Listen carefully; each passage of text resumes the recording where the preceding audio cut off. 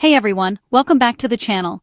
If you're new here, I'm glad you stumbled in because today's experiment is one I've been excited to share. I kept seeing people mention using rice shells, also called rice hulls, as a natural insulator during cold snaps. I've used rice hulls in seed starting mixes and compost before, but for frost protection? That was new to me. So of course, I had to test it out. In today's video, I'm going to walk you through exactly what I did, what the results looked like, the surprises I ran into along the way, and whether I think rice shells are worth using for frost protection in your own garden. Let's start with a little context. In my zone, we tend to get mild winters overall, but we deal with sudden cold dips that can hit without warning. Sometimes the temperature drops just below freezing, and those 2 or 3 degrees can be the difference between plants bouncing back or turning into mush overnight. I wanted to set up a real comparison, not just toss rice hulls on a plant and make guesses, so I chose 3 sets of plants to test this out on. The first set was a row of young lettuce transplants. They're usually pretty frost tolerant, but when they're small and freshly planted, they can be more vulnerable. The second set was a group of basil plants, because basil is notorious for turning black at the first sign of frost, and the third set was a handful of marigold seedlings, which are annuals that don't handle cold well at all. I figured if rice hulls made any difference, I'd definitely see it on the marigolds and basil. I divided each plant group into 3 categories. Group A would be completely exposed, the control group. Group B would be protected with a thick layer of rice hulls, and Group C would be covered with a traditional frost cloth, so I could compare the rice hull method to a standard protection method that works well for me every year. Now, before the frost night even happened, I noticed something interesting while spreading the rice hulls. They're incredibly lightweight. They're like tiny bits of popcorn. That means they insulate well because they trap air spaces, but the downside is that wind can move them around easily. I watered them lightly to help them settle around the base of the plants, but this is something to keep in mind if you live in a windy area. The weather forecast said we were going to hit 29 degrees Fahrenheit, which is just cold enough to cause some damage, but not a deep freeze. Perfect conditions for testing. As the sun set, I made sure everything was in place. The frost cloth plants looked cozy.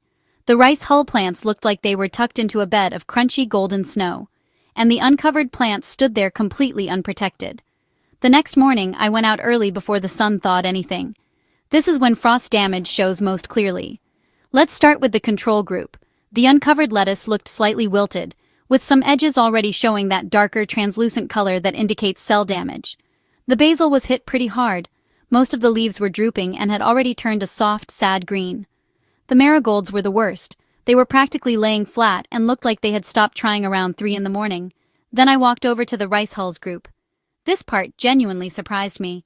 The lettuce looked almost completely fine. A couple of leaves had minor frost marks on the edges, but the difference compared to the uncovered lettuce was huge. The basil actually held up better than I expected. It still showed some damage, especially on the upper leaves, but the lower portions of the plant were protected enough that it didn't collapse. And the biggest surprise was the marigolds. I expected them to be goners, but several of them looked perfectly healthy, like nothing had happened. Some leaves had slight discoloration, but they weren't mushy and they weren't drooping. The frost cloth group performed well too, as expected. The lettuce was perfect. The basil had minor damage on the outer leaves but looked good overall. The marigolds under the frost cloth also survived, although interestingly, a few of them had slightly more frost marking than the rice hull protected ones. That caught my attention because it meant the insulating effect of rice hulls at the soil line was doing something meaningful. So I didn't want to draw conclusions from just one frost event. We had another cold night coming 2 days later, so I left everything set up exactly the same. This time we dropped to 27 degrees, which is more serious. Sure enough, the control group took heavy damage again. The lettuce was still hanging on but struggling. The basil was almost completely gone, and the marigolds were done. The rice hulls group definitely took more damage this time, especially the basil, but some of the plants still survived better than expected. The lettuce survived again, although with more frost marking.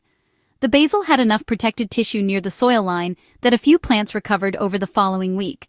The marigolds took damage but didn't completely collapse. They looked rough but alive, and once again, the frost cloth group did the best overall. But what stood out to me was that the rice hulls, despite being such a simple and unexpected method, held their own surprisingly well in a real frost event. At this point, I started thinking about why rice hulls worked the way they did. First, they trap air, which slows down heat loss from the soil. Second, they create a kind of microblanket around the base of the plant, where many frost-sensitive stems are located. Third, moisture seems to help lock them in place, which prevents heat loss through air movement. After these tests, I can honestly say rice hulls act almost like an organic, loose-filled insulation.